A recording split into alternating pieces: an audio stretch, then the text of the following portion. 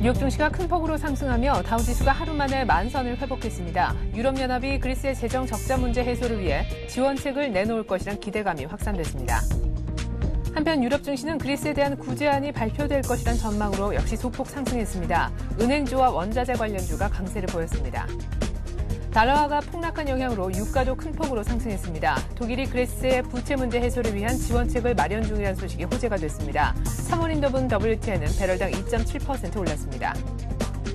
토요타 자동차의 사장이 일본에서 기자회견을 통해 처음으로 사과한 데 이어 미국 워싱턴 포스트에 실은 기고문을 통해 재차 사과했습니다. 한편 오늘 밤 토요타 차량의 리콜 파문과 관련해 미국 의회 청문회가 예정돼 있습니다.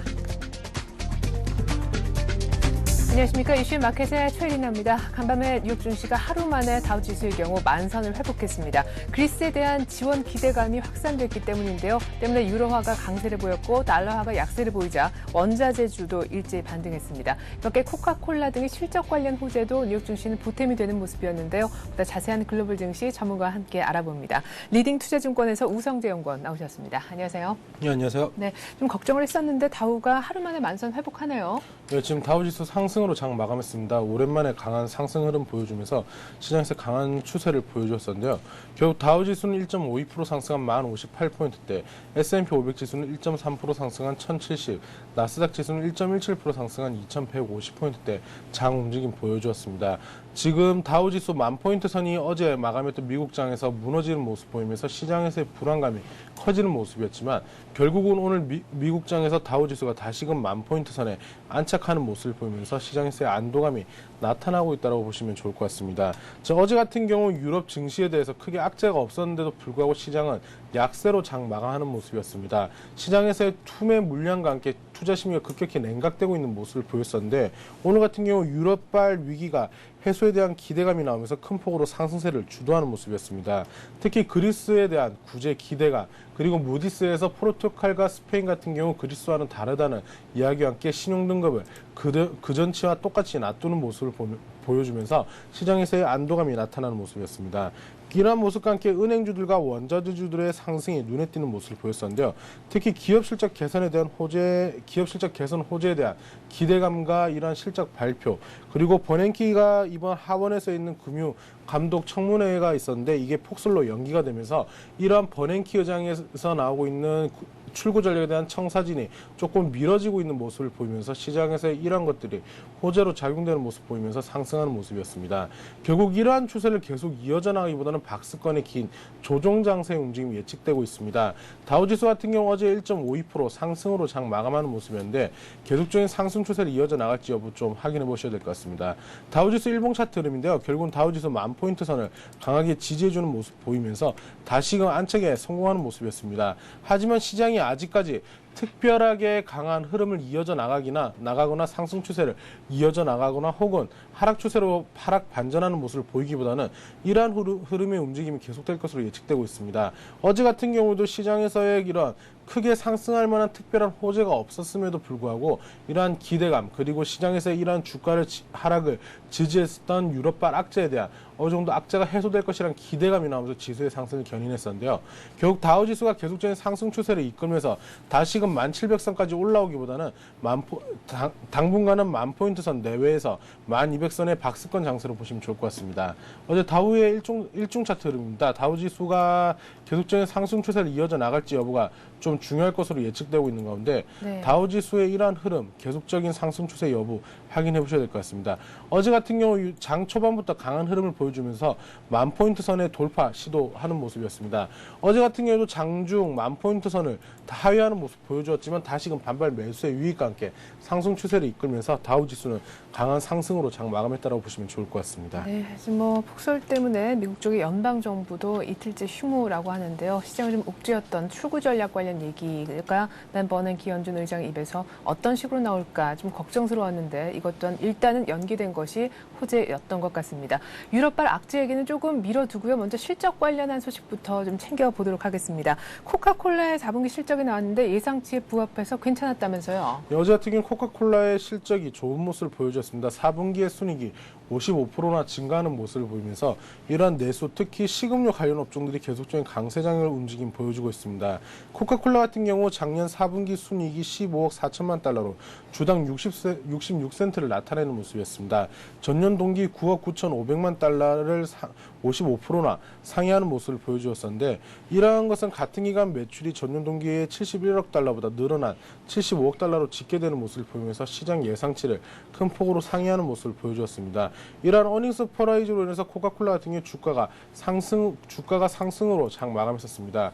지금 코카콜라 같은 경우에는 2.58% 상승으로 장 마감했었고, 맥도날드 같은 경우 글로벌 매출의 증가로 인한 1월달의 실적 호전세가 이어지는 모습을 보여주면서 주가는 1%가 넘는 상승 추세를 이끌었었습니다. 이것과 함께 지금 모건 스탠리 같은 경우는 캐터필러에 대한 투자 의견을 상회하는 모습을 보이면서 캐터필러 주가 또한 급등세로 장 마감했었습니다. 지금 중국 쪽에서 있는 서부 대개발 프로젝트가 16건 이상 다 시행되는 모습을 보이면서 이런 중공업 기계에 대한 수요가 꾸준히 증가할 것이라는 기대감들, 이러한 것들이 시장에서 지수의 이러한 종목의 상승을 주도하는 모습을 보여주었었는데요. 이것과 함께 달러 약세로 인한 상품 가격의 상승, 특히 원자재주, 에너지주들의 상승세가 눈에 띄는 모습을 보여주었습니다. 결국 어제 마감했었던 미국장에서 지금 시장이 전 종목이 대부분 다 약세로 장 마감을 했다고 하면, 오늘 같은 경우 어제 하락했던 반납분을 다시금 더 하락했던 부분보다 더 큰 폭의 상승을 나타내면서 시장에서의 원자재 관련 업종들 또한 강한 상승 흐름 보여주었습니다. 알코아, 쉐브론, 엑스모빌 같은 원유 그리고 알루미늄 같은 시가총액 상위군의 종목들이 상승하는 모습을 보여주었었는데, 엑스모빌 같은 경우에 1.32% 상승으로 장 마감했었고, 쉐브론 같은 경우도 1.68%대 상승하는 모습을 보이면서 시가총액 상위군이 지수의 상승을 견인했다고 보시면 좋을 것 같습니다. 이와 반면 EA 같은 경우 실적 전망이 악화되는 모습을 보면서 주가가 10% 넘는 하락세를 이끌었었고, 풀톰스 같은 경우도 예상치를 밑둔 실적으로 주가는 1%가 넘는 하락세를 보여주었습니다. 결국 어제 같은 경우 시장에서의 강한 상승 흐름을 이끌어 나가면서도 실적이 좋은 기업과 나쁜 기업에 대해서 조금 극명하게 주가의 움직임이 달라지는 모습을 보였다라고 보시면 좋을 것 같습니다. 네. 한편 같은 날 어제 밤이었죠. 지표도 하나 나왔는데요. 미국의 12월 도매 재고 결과였습니다. 예상 밖의 감소세로 나타났다고요? 예, 지금 이제 도매 재고 같은 경우 예상 밖의 감소세를 나타냈었습니다. 12월 도매 재고가 0.8% 하락으로 장 마감했었는데요. 하락하는 모습을 보여줬었는데요. 증가를 예상하고 있었는데 이러한 것을 예상을 깨고 감소세로 나타내는 모습을 보여주었습니다. 11월 도매 재고 또한 수정치가 1.6% 증가로 나타나면서 2004년 7월 이래 최대 증가폭을 나타내는 모습이었습니다. 지금 11월 도매 재고가 큰 폭으로 수정치가 큰 폭으로 증가하는 모습을 보이면서 12월 달 들어서 이러한 도매 재고가 감소한 것으로 보여지고 있는데, 12월 도매 판매는 0.8% 증가하는 모습 보이면서 꾸준한 매수세는 이러한 꾸준한 경기 회복세 중에서 이러한 물건들이 꾸준히 잘 팔리고 있는 것으로 보시면 좋을 것 같습니다. 네. 자, 그런가 하면은 EU 정상회담에 대한 기대감은 여전히 주가를 오히려 견인을 해주는 모습이었습니다. 오늘 밤에 원래 있을 예정이었던 벤 버냉키 연준 의장의 하원 청문회는 일단 캔슬이 된 상태고요. 내일 밤에 있을 EU 정상회담에 대한 기대감이 큰데, 지원을 어느 나라가 해주네, 또 부인을 하고 굉장히 복잡한 스토리들이 있는 것 같습니다. 일단 EU 관련해서 지원책 얘기 나온 것부터 좀 정리해 주시죠. 네, 지금 EU 같은 경우 EU에서의 그리스에 대한 지금 지원에 대한 기대감이 나오는 모습을 보여주고 있습니다. 지금 트라셰 총리, ECB 은행 총재가 지금 예상보다 빠르게 지금 유럽으로 지금 다시 출국하는 모습을 보이면서 이번 그리스에 대한 부분을 해결하기 위한 조기 진행이 나오지 않을까라는 기대감이 커지고 있다고 보시면 좋을 것 같습니다.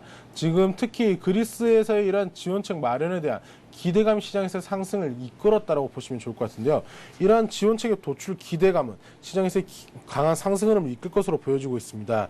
지금 유럽 중앙은행 총재가 호주 중앙은행 심포지엄에서 하루 빠르게 지금 유럽으로 다시 귀국하는 모습을 보이면서 시장에서의 그리스에 대한 이번 구제 정책이 지원책이 나올 것이라는 기대감이 강하게 나오고 있다고 보시면 좋을 것 같습니다. 하지만 이와 반면에 그리스 재무장관은 외부 도움은 최악의 신호다라는 언급을 내놨었는데요. 지금 시장에서 보고 있는 관점에서의 차이라고 보시면 좋을 것 같습니다. 유럽 같은 경우 그리스가 무너졌을 경우 이러한 파급 효과로 다른 부실 위험이 큰 부실 위험이 큰 스페인이나 포르투갈, 이탈리아 같은 국가에도 이런 영향을 미칠 것이라는 우려감이 커지면서 조기 진화에 나타내고 있는 모습을 보이고 있는 반면에 그리스 같은 경우는 자국 내에서 이러한 부분을 해결해 나갈 수 있기 때문에 아직까지 필요 없다라는 언급이 더욱더 강했다고 보시면 좋을 것 같습니다. 결국 지금 이러한 그리스의 문제가 그리스 나라만의 문제가 아니라 전 유럽 시장의 전반적인 확산 일로로 퍼지는 것을 막기 위한 ECB 총재와 이러한 유럽 각국에서의 이러한 정책이 얼마나 더 빠르게 나올지, 그리고 그리스에서는 이러한 것을 수용할지 여부를 계속 지켜보시면서 접근하셔야겠습니다. 네, 그리스 재무장관뿐만이 아니라 EU 측의 집행위원도요. 그리스의 경우에는 지금 IMF 지원이 필요 없다라고 얘기를 하면서 유로존의 내 문제는 유로존에서 알아서 지금 해결할 듯한, 일단 IMF의 도움을 받지 않을 듯한 움직임을 강력히 보여주고 있는 것 같습니다. 자, 그런가 하면은 파이낸셜 타임즈에서 말이죠. 유럽 국가 중에서 독일이 그리스를 지원할 수 있다라는 얘기도 나왔는데 독일 정부가 부인을 했다라고는 하는데요. 이 얘기 포함해서 유럽 증시 마감도 함께 좀 짚어보죠. 예, 지금 유럽 같은 경우 어제 상승으로 장 마감했었습니다. 지금 유럽 증시 같은 경우 영국은 0.38%, 프랑스 0.15%, 독일 0.24% 상승으로 장 마감했었는데요. 지금 어제 마감했던 유럽 증시에서도 상승 추세를 이끌어왔던 만큼 시장에서의 미국 증시의 상승보다는 좀 약한 모습을 보여주었습니다. 네. 지금 재정위기 해소에 대한 기대감이 지수의 상승을 견인하는 모습을 보여주었었는데, 지금 파이낸셜 타임즈에서는 프랑스 대통령이 그리스 총리와 회동을 할 것이라는 이야기와 함께 그리스의 문제가 해결될 국면으로 보인다는 이야기는 나오고 있습니다. 지금 또한 독일 정부에서 그리스 지원 방안을 검토하고 있다는 이야기는 나오고 있지만 아직까지 이게 시장에서 정확하게 어떻게 될지 여부는 좀 지켜보셔야 될 것 같습니다. 지금 독일에서는 그리스의 지정 정책을 지원하지 않을 것이라는 이야기 또한 나오고 있는 가운데 시장에서의 불확실성이 더욱 커지고 있다고 보시면 좋을 것 같습니다. 지금 독일에서의 이러한 어떻게 그리스를 지원해 나갈지, 그리고 이러한 것들이 단순 독일만의 이야기가 아니라 전 세계적인 시장에서 유로존에서 이러한 부분을 해결해 나갈지 여부를 확인하시면서 접근하셔야 될 것 같습니다. 네, 자, 유럽 증시도 뉴욕 증시와 마찬가지로 재정위기 해소 기대감에 상승 마감을 했지만 그 상승폭은 뉴욕 증시보다는 약간 약했다라는 얘기를 한번 들어봤습니다. 자, 앞서서 저희가 상품 관련주 쪽 움직임이 좋았다라고 말씀을 드렸는데요. 달러화가 약세로 상대적으로 돌아섰습니다. 유로화가 강세를 보였기 때문인데 유가도 많이 뛰었겠어요. 예, 유가 같은 경우는 오랜만에 상승하는 모습이었습니다. WTI 73.08달러로 73.80달러로 장 마감했었는데요. 유가는 2.7% 상승하는 모습이었고 금값 또한 1%대의 상승세를 이끌어 나가면서 1077.20달러에 장 마감하는 모습이었습니다. 지금 달러의 약세 기조가 계속적으로 나타나는 모습을 보면서 달러 인덱스는 79.81로 다시금 80선이 무너지는 모습을 보였었는데요. 지금 유가 같은 경우에도 지금 구제안에 대한 그리스에 대한 구제안에 대한 기대감이 나오면서 유가의 상승을 견인하는 모습이었습니다. 유가는 미국 증시에 특히 다우지수와 좀 밀접하게 연동돼서 움직이는 모습을 보이고 있는 만큼 유가 어제 다우지수가 1.5%의 상승세를 이끌어오면서 유가 또한 상승했다고 보시면 좋을 것 같습니다. 네. 자, 달러화도 유로화 대비해서 하락했고, 엔화의 그 낙폭은 달러화의 그것보다 훨씬 더 컸다라고 하는데요. 일단 오늘 밤에 예정이 돼 있었던 벤 버냉키 연준 의장의 하원 청문회는 취소가 됐습니다. 유럽 중앙은행 EU들의 정상회담도 역시나 내일 밤이기 때문에 오늘 간밤에는 사실 이렇다 할 이벤트는 없습니다. 때문에 지표 쪽 혹은 실적 얘기가 더 주목을 받을 수 있는 그런 타이밍인데요. 오늘 밤에는 어떤 일정들이 기다리고 있습니까? 오늘 같은 경우에 NBA 주택융자 신청 지수, 그리고 무역 수지, 월간 재정 수지의 발표가 있습니다. 지금 또한 스프린트 랭스텔의 실적 발표가 있는데 오늘 같은 경우에 NBA 주택융자 신청 지수에 따라서 시장에서의 부동산주에 대한 움직임이 달라질 것 같습니다. 지금 부동산 ETF 같은 경우에 크게 계속적인 하락세를 이끌어왔었는데 부동산 경기 회복에 대한 기대감이 과연 어떻게 될지 여부 확인하셔야 될 것 같고, 무역 수지 또한 지금 개선세를 이끌어 나갈지 여부 확인하시면서 시장에 접근하셔야겠습니다. 네, 잘 들었습니다. 리딩 투자증권 우성재 연구원과 함께했습니다. 연구원님 말씀 고맙습니다. 네, 고맙습니다.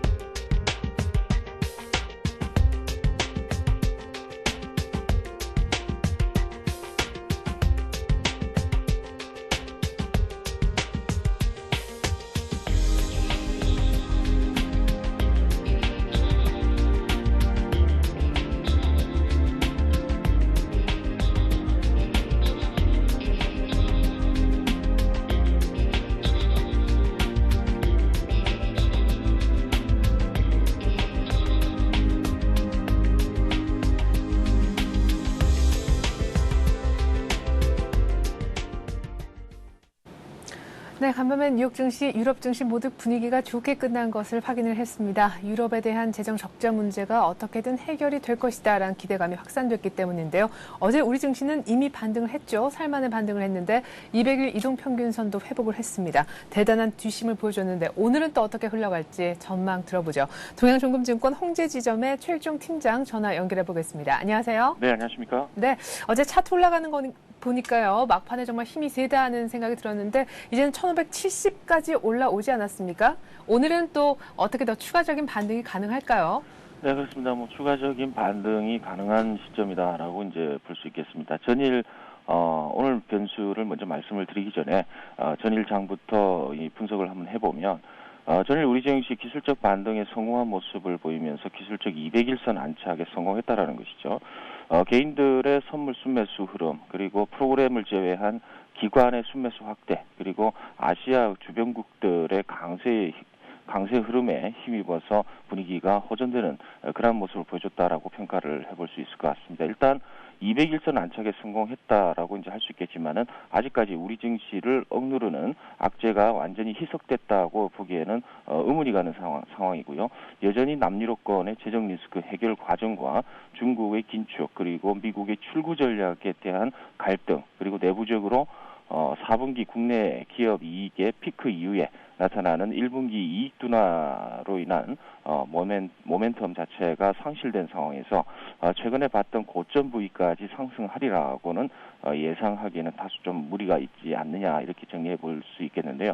오늘의 변수 상당히 중요한 변곡점의 하루다라고 말씀을 드릴 수 있겠습니다. 먼저 전일의 상승에 대한 평가를 결론적으로 이야기해 보면 기술적인 반등이 1차 성공한 상황이다라고 말씀드릴 수 있을 것 같은데, 이는 200일선에 대한 기본적인 기술적 지지 역할을 해주고 있는 상황이고, 현 상황에서 우리가 생각해 볼 수 있는 증시 방향성의 시나리오를 한 두 가지 정도로 압축을 해볼 수 있는데, 첫 번째는 이제 기술적 5일선이라고 할 수 있는 1585포인트 부근 돌파 시도 및 안착 여부와 관련해가지고 좀 체크를 해봐야 될 것 같고요. 두 번째는 오늘 우리 증시가 혼조세 양상으로 만약에 기술적 십자 일봉을 완성을 하고 내일 방향성을 탐색하는 시나리오가 나타날 가능성이 있겠다는 생각입니다. 먼저 첫 번째 5일선을 안착 성공하는 경우, 이러한 부분에 있어서는 아무런 그 호재성 모멘텀이 단순한 기술적 반등으로 개발하겠던 부분을 채우면서 5일 이평선을 살짝 터치하면서 11일 날 있을 예정이죠. EU 특별 정상회담 결과 여부에 따라서 급등 양상과 급락의 양상, 이런 부분이 나타날 가능성이 있을 걸로 이렇게 판단이 되고요. 두 번째는 이제 오늘 눈치 보기 장세, 횡보 장세, 고점 이후에 나타나는 일단 현금화 전략이 나타난다라고 했을 때는 십자 일봉 흐름이 나타날 가능성이 있겠다는 판단입니다. 그래서 11일을 한번 기다려보자라는 시장 분위기가 연출이 된다 이러면 11일, 그러니까 내일이죠. 갭 상승 및 갭 하락의 양상이 나타날 가능성이 크겠다는 판단입니다. 어쨌거나 이 두 가지 경우에서도 모두 밝혀진 바로는 대체적으로 유럽에 대한 리스크가 아직까지 현재 진행형으로 진행이 되고 있다라는 부분입니다. 그래서 양봉이 나오든 음봉이 나오든 상승 쪽에 봤을 때는 좀 어느 정도 한계가 있는 박스권 상단부가 견조하게 저항대가 갖춰져 있는 그런 상황이 아닌가, 이렇게 볼 수 있겠습니다.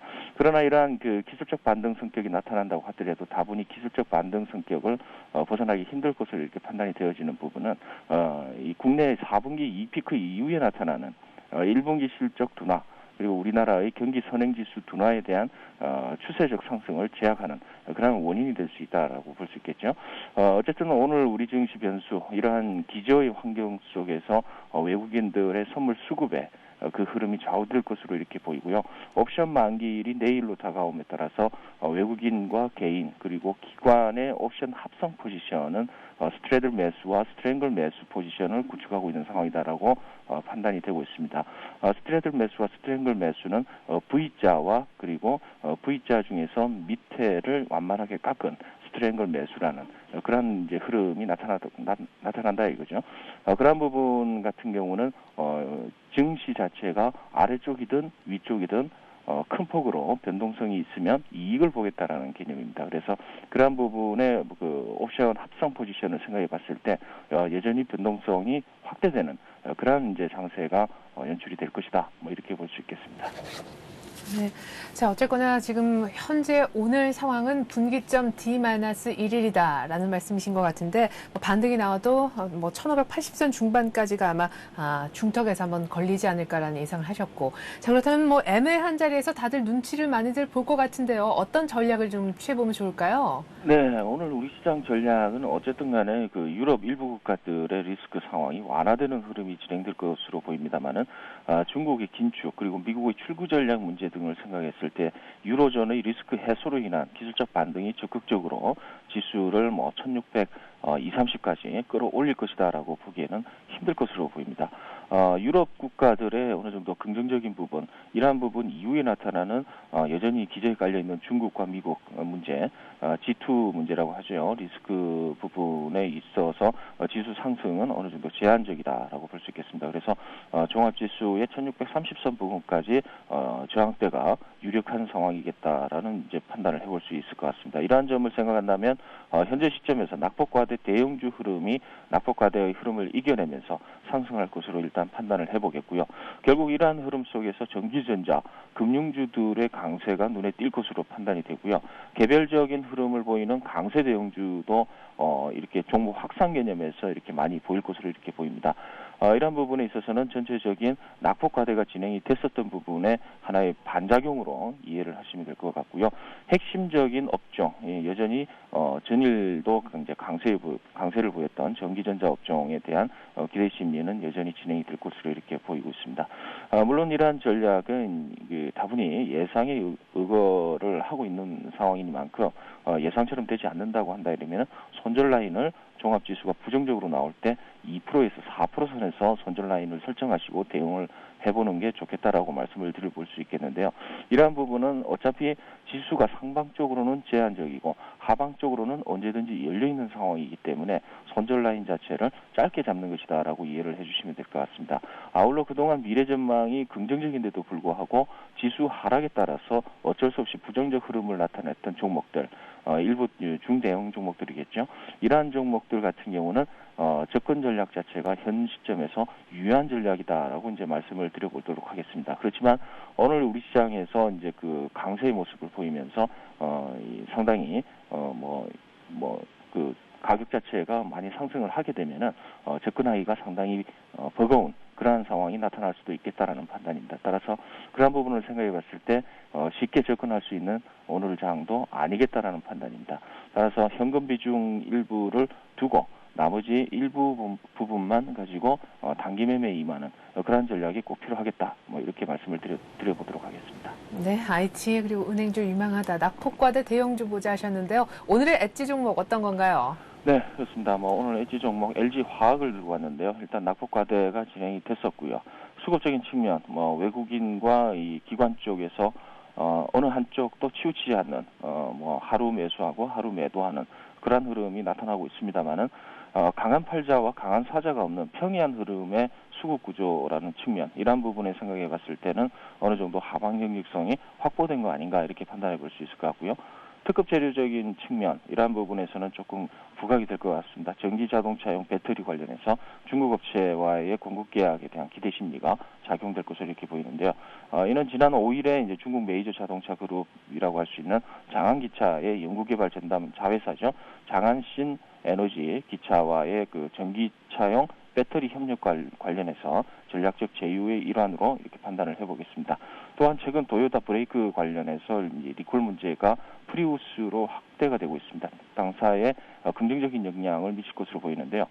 이것은 도요타의 하이브리드카 프리우스가 세계 시장 점유율 80% 중에서 50% 수준이기 때문에 리콜 문제는 도요타의 위축으로 인해서 LG 화학에서 배터리를 공급받는 현대자동차와 GM 그리고 중국 장안기차에게는 유리한 상황이기 때문에 이렇게 판단을 해볼 수 있을 것 같습니다. 실적적인 측면, 4분기 실적 예상보다 크게 밑돌았습니다. 좀 안 좋은 부분이 있었는데, 이는 이제 석유화학 부분의 이제 수익성 약화, 정보 소재 부분의 판매 물량 감소, 판가 하락, 그리고 성과금 및 마케팅 비용이 발생했기 때문인데요. 올 1분기부터 재차 이러한 영업이익이 5천억대로 회복할 것으로 이렇게 보입니다. 석유화학 부분 그리고 정보 소재 부분이 그쪽 부분의 이익이 다시 회복되는 것으로 판단이 되고 있고요. 기술적인 부분은 이제 차트를 보시면서 가격대와 동시에 같이 말씀을 드릴 텐데요. 일단은 뭐 20만 원 한번 언더슈팅을 한 이후에 나타나는 흐름, 그리고 세 번째 이제 3일 연속 양봉이 나오면서 강한 흐름을 보여주고 있습니다. 이러한 부분에 있어서 전일 종가라고 할 수 있는 20만 9,500원 정도가 전일 종가인데 매수가는 좀 이렇게 좀 작겠습니다. 20만 7천원 정도 부근에서 20만 9,500원까지의 분할 매수, 그리고 오늘 상승을 하게 되면은 시초가 매수도 가능한 부분도 없지 않아 있겠다라는 판단입니다. 그래서 목표 주가는 이렇게 보겠습니다. 목표 주가 22만 5천원까지 잡아드리겠습니다. 1차적으로 짧게 잡는데 이러한 부분은 종합지수의 제한성, 상승에 대한 제한성이 어느 정도 염두에 두고 이렇게 접근하는 목표가다, 이렇게 보시면 될 것 같습니다. 그리고 손절가 역시 짧게 잡겠습니다. 손절가는 이러한 모든 그 부분이 종합지수와 연계했을 때 20만 원 부분이 하회하게 되면은 상당히 좀 부정적인 부분이 이제 돌출될 가능성이 있기 때문에 20만 원 정도가 하회하게 되면은 일단 현금화 전략하는 걸로 이렇게 말씀을 드려보도록 하겠습니다. 네, 동양정금증권 최일종 팀장이었습니다. 잘 들었습니다. 감사합니다.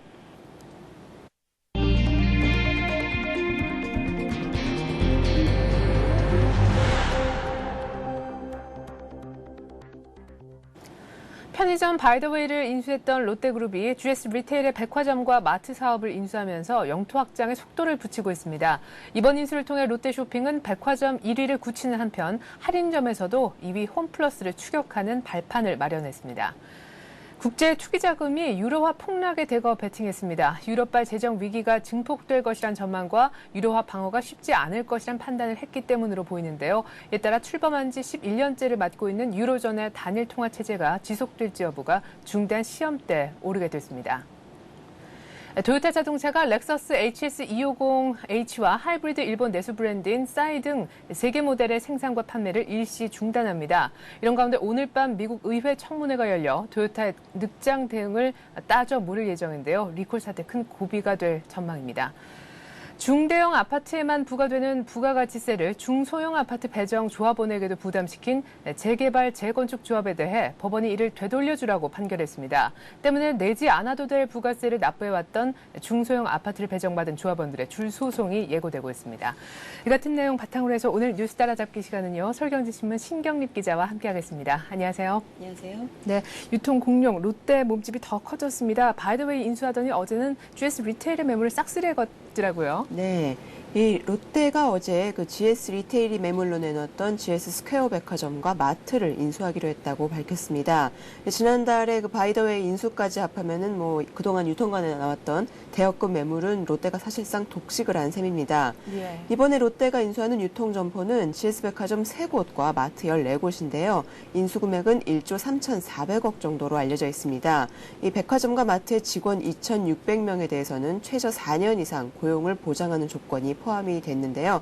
이번 인수전에는 신세계와 현대백화점, 또 홈플러스와 국내 사모펀드 등이 대거 참여했지만 이 가운데 가격과 고용 승계 등 가장 좋은 조건을 제시한 롯데가 최종 인수자로 결정이 된 것입니다. 롯데는 앞으로 공정거래위원회에 기업 결합 신고 등을 거쳐서 두 사업부를 합병하고 또 상호를 각각 롯데백화점과 롯데마트로 변경할 계획입니다.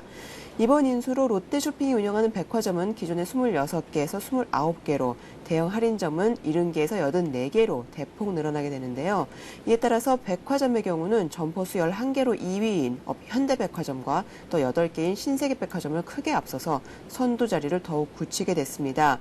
롯데마트의 경우도 할인점 1, 2위인 이마트와 홈플러스에는 못 미치지만 그들과의 격차를 줄이고 또 추격할 발판을 마련하게 될 계기가 될 전망인데요. 현대의 그 이마트와 홈플러스 점포는 각각 127개와 114개에 달합니다. 네, 롯데가 2년간 M&A에 쏟은 돈만 해도 3조 8천억이 된다 그러니까요. 정말 거침없는 롯데인 것 같습니다. 자, 그런 가운데 기존에 잡혀있던 올해 경영 계획도 상당히 공격적이에요. 네, 그렇습니다. 이 롯데백화점의 경우는 올해 청량리 신역사점과 광복점 신관 등 3개의 점포를 오픈할 예정이었는데요. 여기에 GS백화점 3개까지 가세해서 연내에는 30여 개에 달하는 대규모 유통 선단을 거느리게 될 예정입니다. 이 GS스퀘어 백화점 세 곳의 경우 지금 가장 규모가 큰 구리점의 경우도 연간 매출이 한 2천억 정도에 그치는 비교적 소규모 점포이지만 네. 롯데상으로 바뀌면은 인지도나 영업력이 크게 강화돼서 지금보다 매출이 20% 이상 신장할 것으로 기대를 모으고 있습니다. 그렇겠죠. 이에 따라서 롯데백화점 부문은 당초 올해 매출 목표를 10조 원 정도로 내세웠지만 이번 인수 효과로 10조 6천억 원 정도는 충분히 달성할 수 있을 것으로 관측이 되고 있습니다. 또 마트도 올해 신규 점포만 10개 이상을 열 계획인데요. 여기에 GS마트 14곳을 추가해서 연말에는 100개 점포에 근접할 것으로 보입니다. 이 할인점의 경우는 점포망 확대가 곧 구매력 증가로 이어지기 때문에 롯데마트는 이제 업계 1, 2위와 비슷한 조건에서 경쟁할 수 있는 기반이 마련됐다고 기대를 하고 있습니다. 이 마트 역시 올해 국내 매출 목표를 당초 5조 5천억 원에서 이번에 6조 4천억 원 정도로 늘려잡았습니다.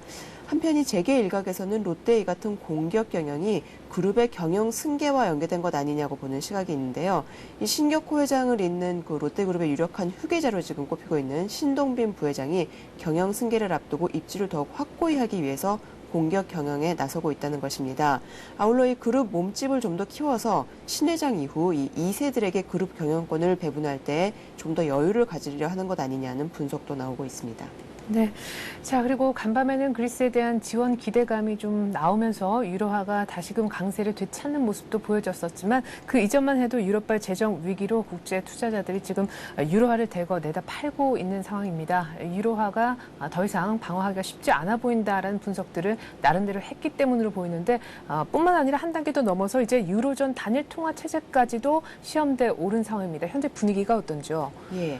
국제 투기 자금이 유로화 폭락에 대거 베팅을 하면서 유로화 매도가 지금 계속 줄을 잇고 있습니다. 네. 물론 이제 오늘 새벽은 약간 상황이 달라지긴 했지만요. 지난 2일 이후에 일주일 동안 미국 시카고 상품 거래소에서 유로화의 순매도 포지션이 76억 달러를 넘어서서 단일 통화 규모로는 지금까지 사상 최대치를 기록하기도 했습니다. 시카고 거래소의 거래 수치는 헤지 펀드 등 이 국제 투자 활동의 움직임을 포착하는 주요 지표로 꼽히는 것입니다.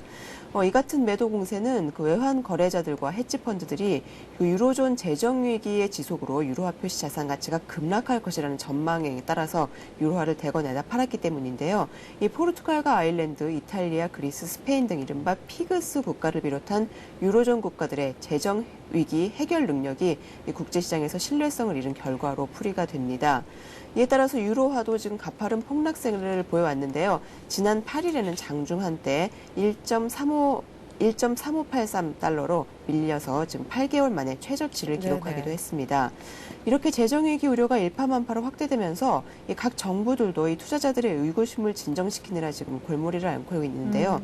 이 피그스 국가 가운데 가장 경제 규모가 큰 스페인의 경우는 현재 GDP의 11.4%에 달하는 재정적자 규모를 오늘 2013년에는 3% 선까지 낮추겠다는 계획을 발표하기도 했습니다. 시장에서는 오는 11일 열리는 유럽연합 특별정상회의에서 이 피그스 국가들을 비롯한 유로존의 재정위기 해결 돌파구가 제시될지 여부에 관심을 집중시키고 있습니다. 네, 분위기가 이렇다 보니까 11년 동안 지속되었던 유로 단일 통화 체계마저 지금 시험대에 올라 있다라는 말씀 앞서서 드렸는데요. 그러다 보니까 소위 말씀하신 픽스 국가들이 유로존을 탈퇴하겠다라는 얘기까지 하고 있다면서요. 예, 지금 현재 유로화 사용 국가들이 이들 아까 말씀드린 피그스 5개국을 비롯해서 16개 나라인데요. 재정 해결이 어려울 경우에는 사실 이들 5개 나라가 자국의 경제 사정을 이유로 유로존에서 탈퇴할 가능성을 지금 배제하기가 힘든 상황이 됐습니다. 네. 이 단일 중앙은행 체계는 이 통화금융정책 면에서는 단일화된 보조를 취하기 때문에 거시경제 정책을 효율적으로 운영할 수 있다는 점은 장점이 되지만 개별 국가들의 내부 사정에 맞는 정책을 구사하기 어렵다는 것이 지금 단점으로 부각이 되고 있습니다. 네. 때문에 최근에 재정 위기에도 불구하고 이들 나라들은 독자적인 금융 정책을 펼 수 없는 사정에 내몰리게 돼서 이들 국가로서는 이 유로존 탈퇴라는 초강수를 둬서라도 사태를 해결해야 될 상황에 몰릴 수 있다는 관측이 나오고 있는 것인데요. 최근 이들 피그스 국가들이 EU나 국제통화기금 등 외부의 도움 없이 자체적인 예산 감축을 통해서 재정 문제를 해결하겠다고 이 큰 소리를 치고 있는 것도 유로존 탈퇴라는 극단적인 방안을 염두에 둔 것으로 비춰지고 있습니다. 유로존을 탈퇴하게 되면 이들 해당 국가들은 중앙은행의 통화금융정책 주도권을 되찾아올 수가 있기 때문에 독자적인 거시경제 정책 운용이 가능해지는데요. 이렇게 되면 현재 유로존에서 적용하고 있는 그 제로금리 수준의 초저금리 체제에서 벗어나서 금리 인상을 통해서 손쉽게 긴축 모드로 전환할 수 있게 되기 때문입니다. 물론 이미 그 유로화 체제에서 파생되는 이익에 어느 정도 익숙해져 있기 때문에 당장 유로화 틀에서 벗어나기는 쉽지 않을 전망인데요. 네. 그럼에도 불구하고 이들 국가들을 유로존으로 확실하게 묶어두기 위해서는 이 프랑스나 독일 등 다른 유럽 선진국들이 지금까지의 관망적인 자세에서 벗어나서 적극적인 지원책을 내놓아야 한다고 전문가들은 지적하고 있습니다. 예, 그렇군요. 자, 이번엔 토요타 사태에 관한 얘기로 좀 눈길을 돌려보도록 하겠습니다. 간밤에 토요타 뉴스들을 보니까요. 미국 쪽에서 또 토요타 코롤라 차량에 대한 불만을 조사 중에 있다고 합니다. 코롤라라고 하면은 현재 우리 현대기아차 아반떼하고 동급의 차량인데 이쪽 차량까지 지금 불만이 제기가 되고 있는 모양이고요. 토요타의 또 2010년형, 그러니까 올해 이제 처음 난 신형 모델의 캠리도 지금 리콜을 할 예정이다라고 토요타 측에서 얘기를 한 모양입니다. 뿐만 아니라 지금 이번에는 렉서스 등의 일부 모델을 생산 자체를 잠깐 중단할 예정이라고요. 네, 이 토요타가 이 소프트웨어 교체를 위해서 렉서스 HS250H하고 이 하이브리드의 그 일본 내수 브랜드인 싸이 등 3개 모델의 판매를 일시 중단하기로 했습니다. 그 니혼 기자의 보도에 따르면은 생산 중단 기간은 적어도 일주일 이상이 될 전망이고요. 이 생산 중단에 따른 감사는 2,000대가 넘을 것으로 보입니다. 토요타는 또 어제 그 브레이크 제어 소프트웨어에 결함이 발생했던 프리우스 등 하이브리드 차에 대한 리콜 신청서를 일본의 국토교통성에 제출했는데요. 네. 이번에 일본에서의 그 이번 리콜 대상 차량은 4개 차종 총 23만 3,068대입니다. 이것까지 포함해서 전 세계에서 리콜되는 하이브리드 차량은 총 43만 6천 대에 이를 것으로 예상이 됩니다. 이번 그 하이브리드 차량에 대한 전면적인 리콜로 토요타의 리콜 규모는 전 세계적으로 약 800만 대에 이르게 됐고요. 네. 또 최근이 아니라 이제 오늘이죠. 그 로이터 통신에 따르면은 그 토요타가 2010년형 캠리 모델에 대해서도 지금 7,300여 대를 리콜할 것으로 지금 추정이 되고 있습니다. 네. 자, 그런가 하면은 오늘 밤이 또 중요한 토요타의 운명을 가를 분수령이 될 것 같습니다. 일단 미국과 일본 자국 내에서도 여러 가지 리콜들을 단행을 하고 있긴 한데 오늘 밤에 미국에서 또 청문회가 열린다면서요? 네, 그렇습니다. 미국 하원 감독개혁위원회가 토요타와 미국 교통당국 등을 출석시켜서 토요타를 집중 추궁할 계획입니다. 미국 의원들은 감독당국인 미국의 그 교통부 고속도로교통안전위원회도 지금까지 발견하지 못한 문제까지도 들춰내겠다는 각오여서 이 공청회 결과에 따라서는 토요타의 신뢰성이 더 큰 상처를 입게 될 수도 있겠습니다. 지금 가장 큰 관심사는 이번 리콜의 원인이 가속페달 결함인지 또는 이 전자 제어 시스템의 문제인지를 가리는 것인데요. 네. 미국의 의원들은 청문회 초점을 전자 제어 시스템에 맞춰서 잘못된 소프트웨어 설계나 또 전자파 장애 여부 등을 집중 추궁할 계획으로 알려졌습니다. 토요타는 지금까지 리콜 원인을 두고 가속 페달을 생산한 CTS사를 탓하면서 서로 간의 날선 공방을 벌여온 만큼 이번 미국 청문회에서 전자 제어 시스템 문제로 확인이 될 경우에는 토요타로서는 치명상을 입게 될 것으로 보입니다. 이에 대해서 토요타 측은 급가속 문제의 주요 원인을 밝힐 수 있을 것이라는 오히려 자신감을 나타내고 있기도 한데요. 지금 조사 회사인 세이프티 앤드 스트래티지가 토요타에 불리한 증언을 할 전망이어서 토요타 입장에서는 쉽지 않은 자리가 될 것으로 보입니다. 네. 한편 이 청문회를 계기로 토요타 측의 사태 해결 노력에도 더 가속도가 붙을 전망인데요. 일본의 현지 언론들에 따르면 하원 공청회 상황에 따라서는 그 토요타의 토요타 아키오 사장이 사태 해결을 위해서 직접 미국을 방문하는 방안도 추진될 것으로 보입니다. 네, 지금 미국을 직접 방문하기 이전에 일본에 이어서 미국에도 사과를 했다고 하는데요. 청문회 앞두고 토요타 측에서는 지금 전방위 로비를 벌이고 있다는 소식도 오늘 아침에 들어온 바 있습니다. 자, 이번에는 간단하게 부동산 뉴스인데요. 부동산 쪽 관련 사실상 법원의 판결 재밌는 게 나와서 좀 눈길을 끄는 것 같습니다. 지금까지는 중대형 아파트에만 부과되는 사실상 거기에만 부과를 했어야만 되는 부가가치세였는데 이것이 중소형 아파트 배정 조합원에게까지 부과가 된 사실을 알고 법원이 돌려주라는 판결을 내렸다고 합니다. 재건축 그리고 재개발 사업에 큰 파장이 있겠네요. 네, 지금까지는 그 조합원에 대한 부가세 공동 부담은 대부분의 재개발과 재건축 사업에서 어떻게 보면 좀 관행적으로 네네. 이루어졌던 부분입니다. 원래 중소형 아파트를 배정받은 조합원들은 그동안 부가세 면제 규정을 제대로 알지 못한다는 이유 때문에 내지 않아도 될 부가세를 납부해온 셈인데요. 하지만 이번 법원 판결을 계기로 이 중소형 아파트를 배정받은 조합원들의 줄 소송과 함께 그에 따른 사업 지연도 불가피할 것으로 지금 우려가 되고 있습니다. 이 본래 그 건축비의 10%에 달하는 부가세는 조세특례제한법상 전용 85제곱미터를 초과하는 중대형 아파트에만 부과하게 돼 있습니다. 그 이하의 중소형 아파트는 면제 대상이고요. 네. 일반 분양 아파트는 이를 근거로 분양가를 산정하는데요. 하지만 말씀을 드린 대로 지금까지는 모든 조합원들이 부가세를 공동 부담하는 것이 조합 측의 관례였습니다. 하지만 어제 서울고등법원은 서울 화곡동의 한 재건축 완료단지의 그 재건축 조합원 754명이 조합과 조합장을 상대로 제기한 분담금 반환 소송에 대해서 이 재건축 조합 측의 항소를 기각하고 이 원고 승소 판결을 내렸습니다. 앞서 이 원고 측은 중소형 아파트를 배정받았는데도 중대형 아파트를 배정받은 조합원들이 물어야 하는 부가세를 전체 조합원들이 나눠냈다면서 지금까지 추가 부담한 분담금을 되돌려달라고 민사소송을 제기했었습니다. 이 민사소송의 경우는 1, 2심 판결이 대법원에서 확정될 확률이 95%가 넘는데요. 네. 이제 어제 판결로 1심과 2심에서도 원고에 유리한 그 판결이 나왔기 때문에 이번 판결이 대법원에서도 확정될 가능성이 높습니다. 이 전문가들은 이 정비구역의 부가세 관련 소송이 지금이 처음인 만큼 대법원의 판결 결과가 전국의 모든 정비조합에도 영향을 미칠 것으로 보고 있는데요. 이 대법원 판결이 이제 원고 측에 유리하게 나올 것으로 예상이 되는 만큼 현재 추진 중이거나 또는 사업이 완료된 전국의 재개발, 재건축 그리고 뉴타운에서 이와 비슷한 줄 소송이 제기되는 등 앞으로 후폭풍이 거세게 일 것으로 전망이 되고 있습니다. 네, 어제 이렇게 판결 나온 게 2심 판결이었던 모양이네요. 이렇게 해서 오늘 뉴스 따라잡기 시간은요. 서울경제신문 신경립 기자와 함께했습니다. 신 기자 수고 많았습니다. 고맙습니다.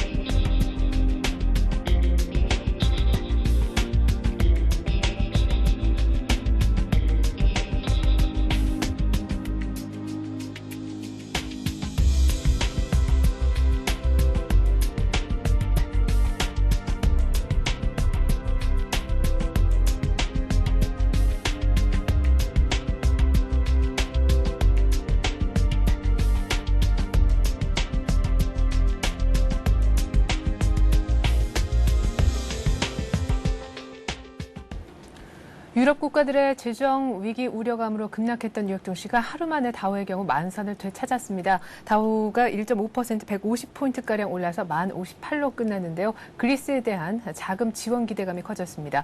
과연 그리스 구조대 그 주인공이 독일이 될지 아니면 EU, 유럽연합 자체가 될지도 관심사입니다. 전 내일 다시 오겠습니다. 고맙습니다.